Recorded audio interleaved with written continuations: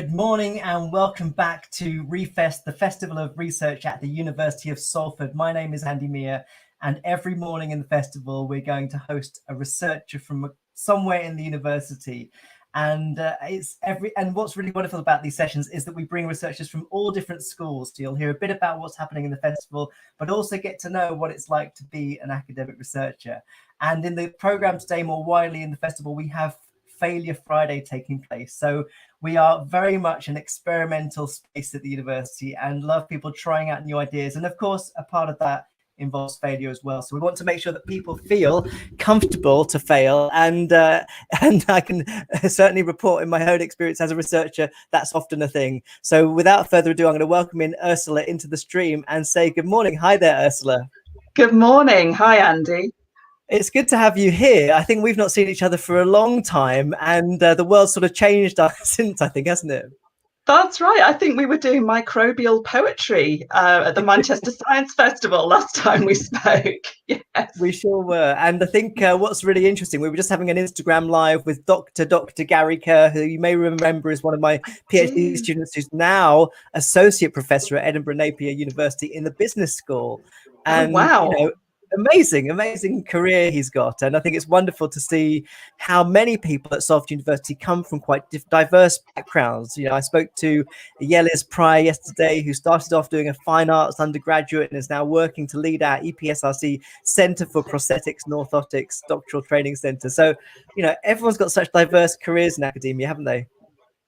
I think that's wonderful. And we had Ruby Wax talking to our PhD students yesterday, and she was absolutely talking about plasticity and the fact that, it's really an opportunity. We can evolve, we can be agile. And if we have the transferable skills, and as you said, if we have the interest and the excitement, we can learn to do whatever we like. She's gone from stand-up comedy to writing serious stuff about neuroscience.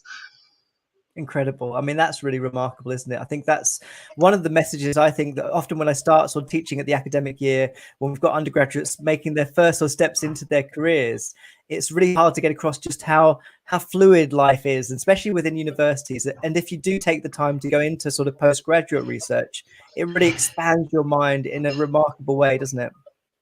I think that's absolutely right. It's having those skills and then becoming interdisciplinary. And the most exciting thing that's happened to me in my research career is becoming interdisciplinary. And I've had a really kind of strange career journey. I started off as a copywriter, writing catalogue copy, and then realised it was the creative process and what makes writing effective and how can we pinpoint what it is that people respond to. And that took me on my own research journey, and it led me to working in digital fabrication and 3D printing poetry with people who were unable to write conventionally. So as you say, it really is the most incredible journey, and it really is our own ambition. That's the only limit to where we might go. Well, I really want to hear more about digital fabrication, but for the people that haven't met you yet, tell us a bit more about your role at the university. What do you do, and what's your day-to-day like? I wear a lot of different hats. For the past 3 years, I've been director of Salford's doctoral school. So I've been, really interested in the well-being and the progression and the support that we offer to all of we've got about 800 postgraduate researchers working across a spectrum of qualifications, from professional doctorates in healthcare through to people doing practice-based research around dance and motion capture and kind of engineering and acoustics, all points in between. And it's just wonderful to see the diversity of the research that's going on. So my job for the past 3 years has very much been to, how do we enable research? How do we support our researchers? And of course, through the pandemic, that's become the most urgent question. And so I found that I could draw on my background as a creative writer to think about, well, how do we help people to perhaps become more resilient? Or if the PhD they thought they were going to do suddenly isn't possible because of the pandemic or things have changed, how do we help that plasticity and that adaptability? Now, as a creative writer, I am very, very used to failing. Creative writing, I think a lot of creative processes, failure is kind of built in. We get things wrong. We write drafts, we change the drafts, any kind of creative practice. I think we get quite used to failing. I think, I'm not sure if he actually said it, but the Samuel Beckett quotation, ever failed, no matter, fail again, fail better. And I think we're quite used to that, that we have a creative vision or idea in our minds, and we know that we're never going to realize it perfectly. There's always going to be a rough edge or something you didn't quite, get out in the way that you wanted to. And we do the best that we can. So I thought, how can I bring those kinds of processes and those kinds of insights across research? Because I know, particularly in lab-based work and in science work, the stakes are much higher. It's not just a document that you need to rewrite. If your experiment goes wrong, then you might have lost a lot of time, or it might be some very expensive stem cells that, so I'm not being flippant about this. I know that the stakes are higher and failure means different things to different people. But what we want to do is normalize experiences of failure. Research is a discovery environment. And in a sense, if things aren't going wrong or behaving unpredictably, you're not really going to discover anything. So it's kind of helping people to feel safe, to feel supported, and to reflect on experiences of failure, rather than feeling it's something they need to disguise or hide, or whoops, I'll pretend that didn't happen and I'll just carry on. So that's kind of where my research brings me to, and that's the failure work that we're doing today. Yeah, so tell us a bit more about the program for today. We've got a whole day of discussions and conversations about this subject. So what's coming up? We really have. So I'm going to be looking at storytelling and kind of the stories we tell ourselves. And we can often give ourselves a really hard time. We might think we've done something wrong. We might think that lots of people are noticing, or, that it's a really huge kind of mistake, when in fact, most people don't even. I've realised in my job, I've done a lot of on-the-job learning in the past 3 years. I think I've done something wrong, and other people, they don't even notice, or they're like, well, that's fine. It's not a problem. We just, we just pick ourselves up and carry on. So I'm going to be talking about storytelling, looking at the inner monologues and the stories we tell ourselves, and if we can perhaps become more mindful, more aware of the way that we talk to ourselves. We often talk to ourselves quite harshly. I often say to people, would you speak to your friend the way you speak to yourself? And we probably, speak to ourselves quite cruelly sometimes. So it's becoming aware of that. We're looking at a little bit of narrative theory, nothing too scary, just a little bit to help us understand how narrative works, and how we can actually flip that narrative so that we can consciously tell ourselves a more positive story.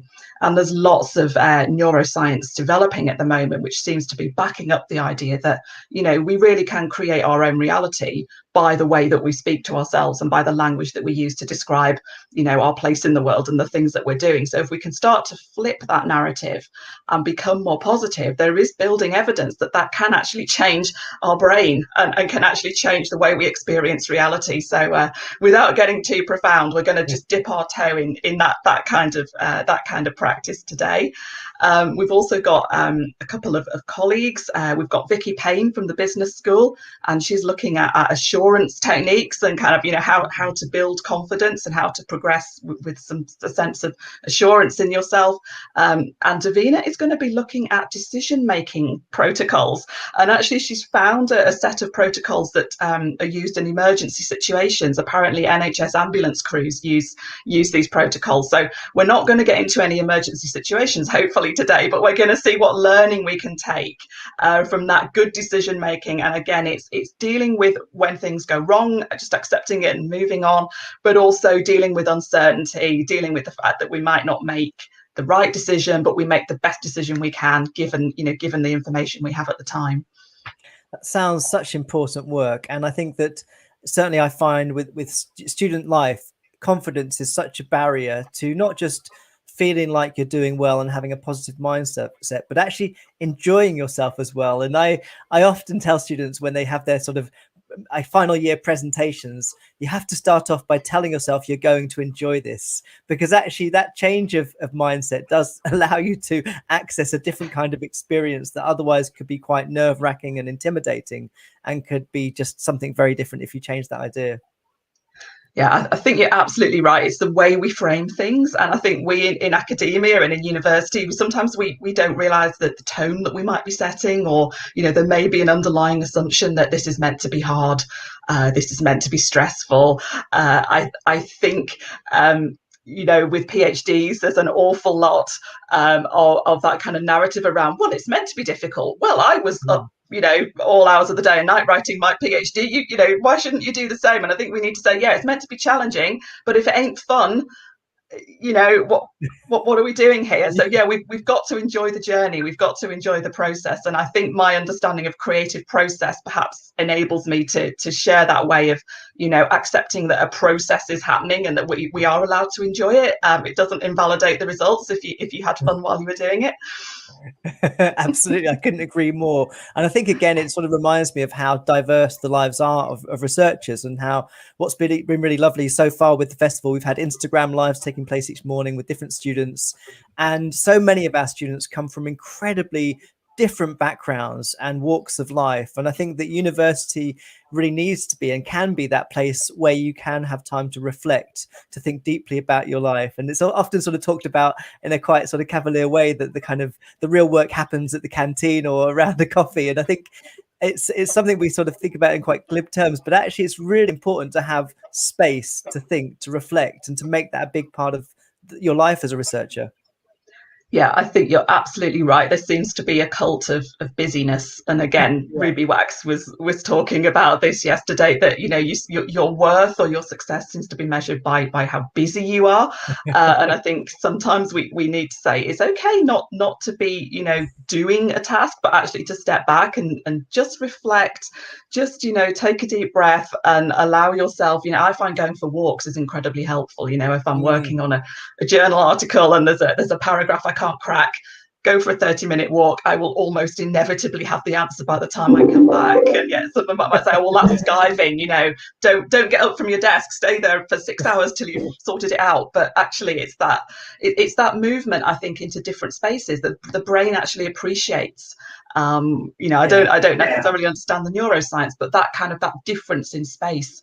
And Ruby talked a lot about this yesterday, that if you physically change space, just go and make a cup of tea, go and stand on the grass and just look up at the sky or hear the birds singing, and it just switches on different bits of our brains. And I think, as you say, one of the things we've really missed, and our PhD students have really missed, is that kind of going for a coffee, those kind of chats in the margins. I think that's been a huge challenge during lockdown, but we've tried to have Teams coffee breaks. So we've had bring your pet to virtual work, because people's cats are very good at helping them at the keyboard these days. So as you say, it's that cult of busyness, and we need to say, it's all right to stop, it's all right to pause. And I'm a huge advocate for reflective practice and building reflective time. I always advise PhD students, keep a reflective journal, have a document. And if you just want to rant or complain or say it's all going wrong or whatever, there's something very powerful about getting it out. And then you can look at what that inner voice is saying to you and go, well, actually, that's really not very helpful, or that's a bit daft, that's not actually valid. So there's something very powerful about getting that out in the world so you can see it. I think that's absolutely right. And I know that as we go back to sort of hopefully getting back to normality in some respects, we'll maintain some of these healthier practices, perhaps in terms of our digital connectivity. I must confess, between you and I and everyone watching, sometimes in meetings I will just go for a walk and keep the audio on. I think it's a good, because otherwise we're in front of screens. I know that people find that quite exhausting. I certainly do. So if I'm at a meeting attending more than contributing, then I'll try to do something at the same time to relax a bit, because I think it's a good way to combine just a relaxing time but also engagement with what we're doing. Yeah, I think that's a really excellent idea. Like you, if I can be on audio, I try to go for a walk and I actually have a better conversation while I'm doing it. And we've also found that some of the research we've been doing some co-created research with a local community group during lockdown.